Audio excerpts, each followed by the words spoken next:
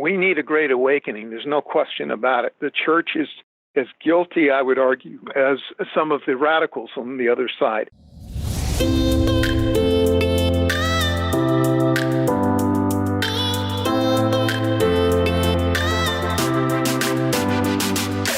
It's time for another episode of the Shaun Tabatt Show, a podcast where I connect you with thought leaders from across the globe, dig into some of my favorite topics like personal development, marketing, spirituality, and pretty much any other shiny object that happens to catch my attention. Today, my special guest is Lieutenant Colonel Robert Mcginnis, and we're going to be discussing his new book, Collision Course: The Fight to Reclaim Our Moral Compass Before It's Too Late. Robert, it is a great honor. Welcome to the show. Well, thanks for having me, Shaun. I'm looking forward to it. Bob, you and I haven't met yet, and I know you are going to be new to some of my listeners, so let's begin our conversation today with a bit of what we might call the Bob Mcginnis origin story. For those who are encountering you for the very first time in our talk today, what are a few of the things we need to know about you? Well, I went to high school in Tennessee, went to the United States Military Academy at West Point, graduated in 1973, served 20 years on 4 different continents and 4 infantry divisions. I'm a Ranger, airborne, a real, tough sort of guy by background. I left the Army. I retired from the Army. I joined the Family Research Council here in Washington, D.C. I rose to be the vice president for policy. Then I returned to the Pentagon for the last 18 years. I'm the vice president for my contracting firm. I have a team of international specialists that, work at the Pentagon. And then, of course, on the side, I do this sort of thing. I write books and articles and do a lot of media. And Bob, in terms of your books, what number book is this for you? This is my 7th book, 6 by Defender and 1 by Regnery. Let's jump right into the book. So for quite some time, it's no secret we've seen academics and popular authors saying that America's founders were deists, that they desired a separation of church and state. When people get into your new book, they're going to see that you paint a far different picture in the opening chapters. So I'd love to have you start us off talking about some of the ways Christian principles, values, and even institutions defined and shaped America. What did our history actually look like? Well, clearly we had the 13 original colonies were European in nature. They were mostly people seeking one of 2 things, or a combination: religious freedom and escaping from the likes of George III and his tyranny of combining state and church under one umbrella. That's why the Puritans and the Pilgrims and others came, and I go through a litany of those things. They didn't come here to establish a theocracy, though arguably there were a few. And certainly the founders, those were the Continental Congress, those that wrote our Constitution and the like. There were a few that were clearly deist. Arguably Ben Franklin was a deist or a Quaker, whichever you want to choose. Thomas Jefferson, a deist, though he has some very enlightening quotes about Jesus Christ and the like. But what I found fascinating as I went through the history is that if you look at Christian principles, which I do in one of the early chapters, I go through and I identify 6 Christian principles, and then I superimpose those 6 Christian principles over the first principles that really form the foundation of our nation. And especially you find them very present in our Constitution. And those first principles, of course, are a direct reflection of not only the biblical principles, but also of the values that I go into some detail. And I show where the values came from Scripture, and then how they were embraced generally by their mostly Christian population. So I know the historians in some cases say, no, we weren't a Christian nation. Well, as much as some nations, like in the Middle East, where I've been a number of times, are really Muslim, Islamic nations, we, the early Americans, were clearly a Christian nation, because whether you were a secular Christian or evangelical or whatever denomination you happen to be, the vast majority were Christians. So that's the general context that I establish and say, yeah, we were generally a Christian nation. And then, of course, that the principles, the values all influence the key 5 institutions and how they really inculcated within the young people and the subsequent generations the Christian ethos that became so prevalent in the early part of our nation. And then finally, of course, the Great Awakening in the 1740s, which we found that, the vast majority of those that could access a church were inside that church a number of times each week. People came to the Lord. People became true believers in Jesus Christ. And so, we have waxed and waned over the years, but clearly the overwhelming evidence from what I've just outlined convinced me that we were a Christian nation, but we were not intended to be a Christian government. Well, and as we've moved more and more away from those traditional Christian principles, if you will, we've obviously seen moral decay on the rise in American culture. I think a lot of us have seen kind of an anti-Christian agenda or bent in different parts of our culture. And I would say to some degree, things were subtle at first, they were slower at first, but if I look across the past few years, what we've seen on display, especially in the last year or two, things are moving at a much more rapid pace. The veil has been torn back, so to speak, and things are just all hanging out and on full display, if you will. I'd love to have you comment, Bob, about an anti-Christian bias that we've seen in our education system. So in terms of contributing to moral decay in American culture and an anti-Christian agenda, how has our education system been pushing an agenda?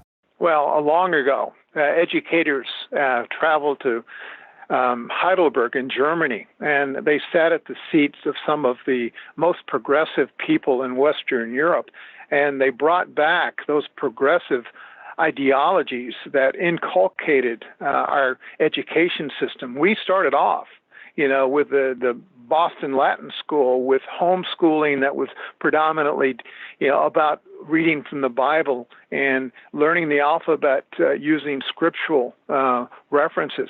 We were a Christian nation from that perspective, but soon when public education and the likes of John Dewey and others over the last century plus got their grips on our education system, they began to transform in a very radical way, so that today that the secular humanistic worldview has taken over and really promoted an anti-Christian outcome. And so even kids that are growing up in Christian homes today often abandon the church, when they reach adulthood.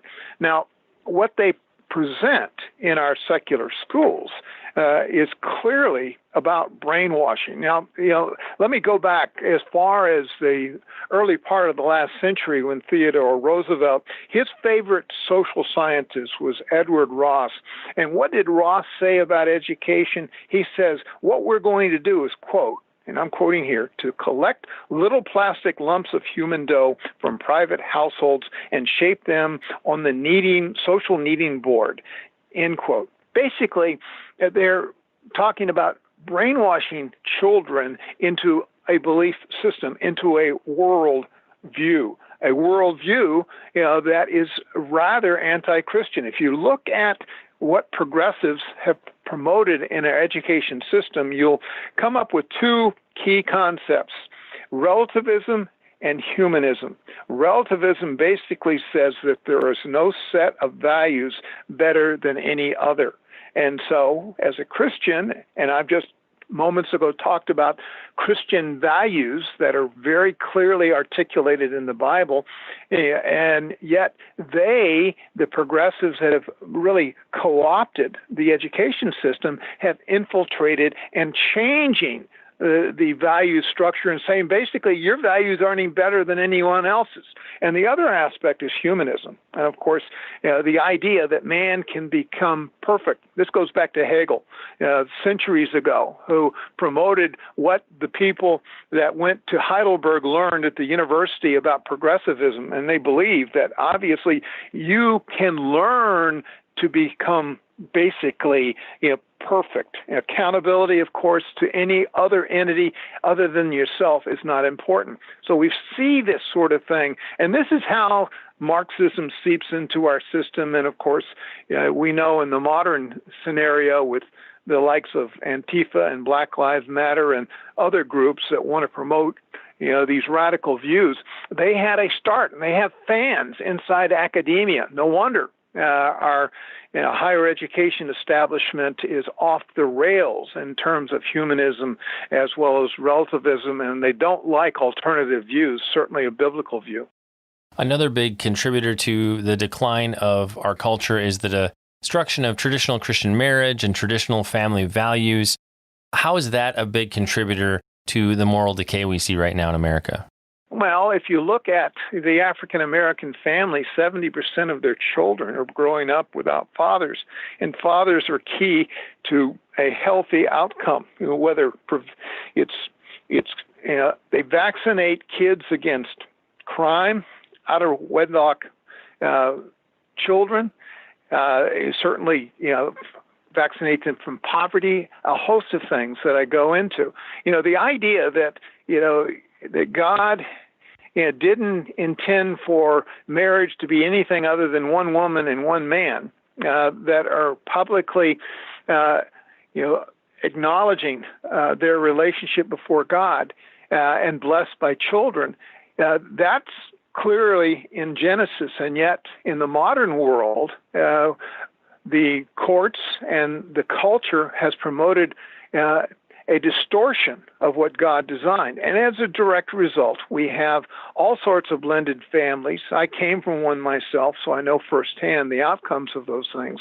And then, of course, there are a host of other factors about personal security, personal well-being, education, performance, you name it. And I go through a great deal of that in the chapter that I have on what has happened from where we started off, where divorce was unknown, where blended families only became necessary when one of the spouses died, and for survival reasons, you married another, partial family.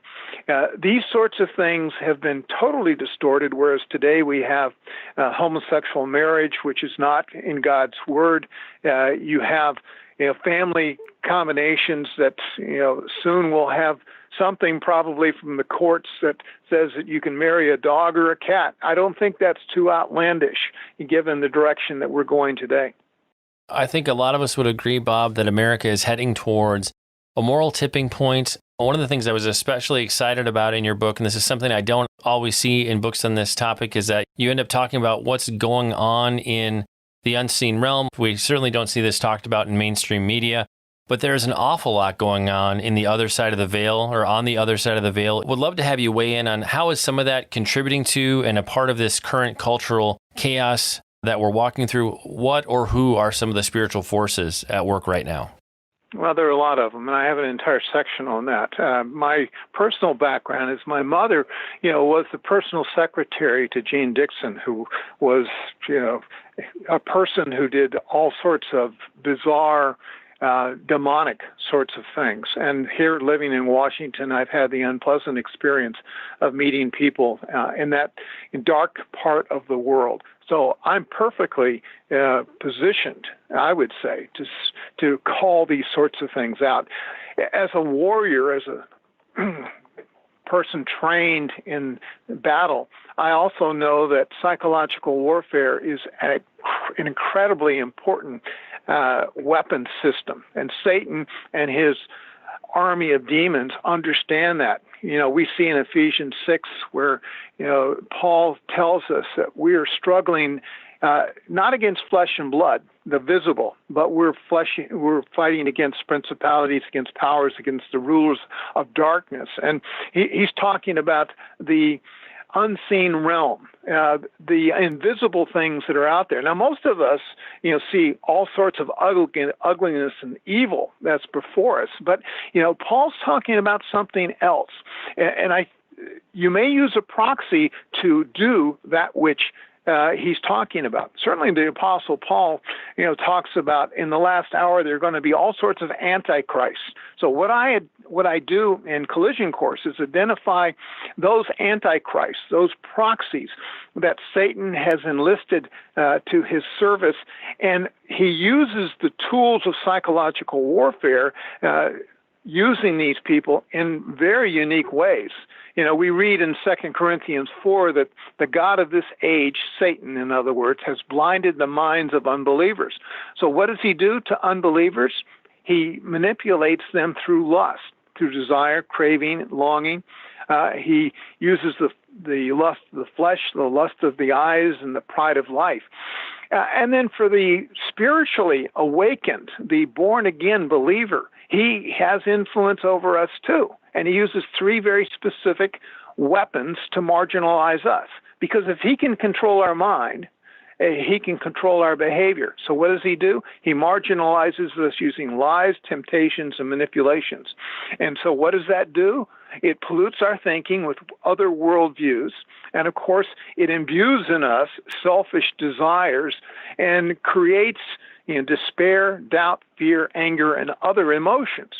So he has been doing this for thousands of years. He's pretty good at it. Now, what he can't do, as we found out in Job and elsewhere in the Scripture, God doesn't now allow Satan and his demons to touch our bodies without permission. But he can understand our thinking because he's been watching a lot of us for a long, long time, and he's very, very successful at doing that. So what I do, I kind of lay that out. I explain what the mainstream media today is a proxy of a lot of what Satan is doing, and I go into some details about who are, quote, these mainstream media people. They're basically proxies because I see them as progressives, certainly based upon the research that is out there, and they distort the messages in many cases. Their own worldview influences how they report on Christians and how they view Christians. And so what we are consuming from the mainstream media is often a real distortion of the proxies that Satan has out there. Certainly there are a lot of advocacy groups, commercial groups, corporations, businesses, religious groups, and I go into a lot of detail calling certain groups out, certain groups that actually spin others, these malleable human beings, into violent actions. I have one in particular that I often use. I've indicated early in our discussion today, Shaun, that I was the vice president for the Family Research Council and am currently a senior fellow. Well, an organization by the name of Southern Poverty Law Center, of course, labeled the FRC as a hate group, and they permeated all sorts of lies on their banners and the like, and it spun up a relatively young man to go in and try to kill all of us at the Family Research Council a number of years ago. And this is according to the court documents, and he had every intention of doing just that. And so it does have repercussions when you're, becoming a proxy, I would argue, of Satan and his demons. We've seen that in corporations that are supporting homosexual marriage, Planned Parenthood and abortions, and other insane things that are happening today. And of course, I wrote a book a number of years ago, Never Submit, about the genocide of Christians in the Middle East. One of my expertise is the Middle East, having been there many times, to include war zones. And I talk about Islam and what they do to Christians, what we call the non-believers, the unbelievers of kafir, and how they can be treated, in just terrible ways, to include enslavement, according to the Quran or the Hadith or the other holy, materials of Islam.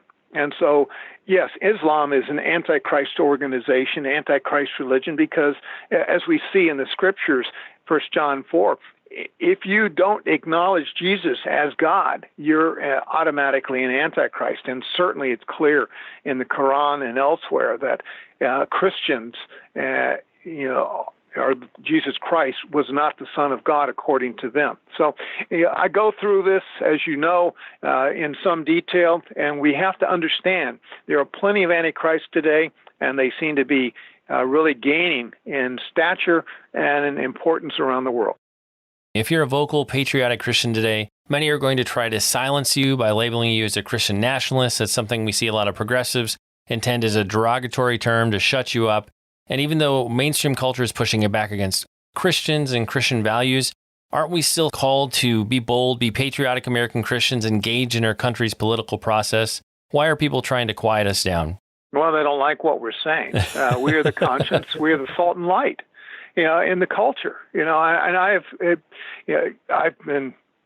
I'm sometimes not very bashful about saying what needs to be said. I compare what's potentially going to happen in this country to what happened to the Jews in 1938 when the brown shirts and the militias, staged Kristallnacht and, carted off thousands and thousands of Jewish men and then destroyed their synagogues and their businesses.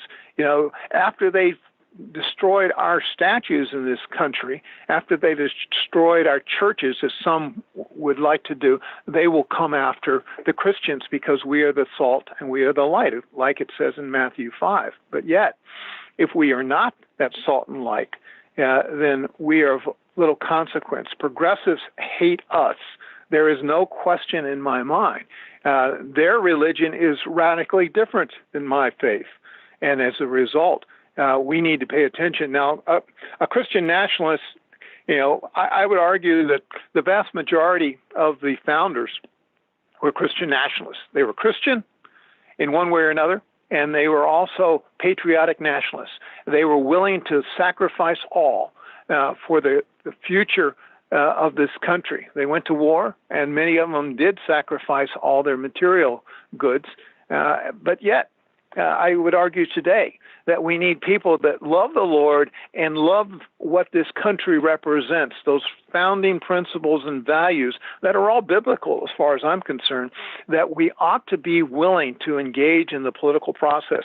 Not engaging in the political process where our Constitution gives us the obligation as citizens to do that, I would argue that that is sin. With all the doom and gloom around us right now, it can some days feel like all hope is lost. Is there a path forward where we can actually bring Christian renewal to America? We need a great awakening. There's no question about it. The church is as guilty, I would argue, as some of the radicals on the other side. I outline 13 very specific goals, and I go through an explanation as to why each of these goals is so important to rebuilding the Christian foundation of this country. Now, this is not a panacea. It's not going to be easy. But with 65% of this nation self-identifying as Christians, some of which are, really deeply engaged in their Christianity, but there is an element, and I explain who those are in the book. We only need a small part of those people to truly get engaged. If you reflect on who fought the Revolutionary War, they were in groups of three. There were those that were truly Christian nationalists and engaged in warfare against the tyranny of the British and wanted to win our independence and wanted to, launch this nation in the right direction. A third of them sat on their hands and did nothing. And then a third resisted the first third. And so it only takes a minority of people that really care about this country, that care about the Lord's direction, to get engaged, to hold our elected officials, given our Constitution, accountable. If we hold our elected officials accountable, we either remove them and put in people that will do the right things, and we need personally to get engaged. Not engaged is not what the Lord had in mind.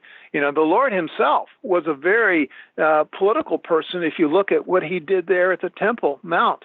When he went in and said, look, you're desecrating my Father's house. And he chased all those money changers away. In his day, that was incredibly political. When he gathered people on the hills there of Galilee and spoke to them about their need to understand, salvation, and he fed them, that was an incredible political statement. Christ was a political person in a way some people may not appreciate. Today, we need a great awakening. We need people to embrace who Christ is in the public square, and then the problems that we're facing by, quite frankly, a minority of the people, I think will begin to wane and go in a direction that is going to be really what the Lord would have us do. Bob, if you had to sum it up, what's the big idea you hope every reader hears loud and clear in the pages of Collision Course? We need a great awakening. We need to recognize where we came from, what we have lost, and why we have lost it, who we're battling against, both in the seen and in the unseen realm, and where we ought to be going. Until the Lord returns, until, those last moments when, this world is, erased from history, we have an obligation to be faithful to the Lord. We have an obligation, I would argue, to keep this shining light on this top of this hill called the United States of America, because we've been the great hope for the world, and it's because of the Christian foundation that we long have had. And Bob, where can the listeners go online to connect with you and find out more? Well, they can go to my Facebook page, just Facebook.com/RL Mcginnis, Maginnis, or you can obviously look at my books. I have a number of them, Collision Course being the latest. And like we do with every episode, we'll have detailed links in the show notes, places where you can connect with Bob, and places where you can pick up a number of his books as well. It's time to bring this episode of the Shaun Tabatt Show to a close. Many thanks for being a part of my conversation with Robert Mcginnis. Once again, our book today was Collision Course, The Fight to Reclaim Our Moral Compass Before It's Too Late. Again, for more on Bob and his book, you can head on over to his Facebook page. You can find that at facebook.com/RL Mcginnis. And Bob, I just want to say thank you so much for sharing with us today. It's been an honor and a pleasure to have you on the show. Well, thank you, Shaun.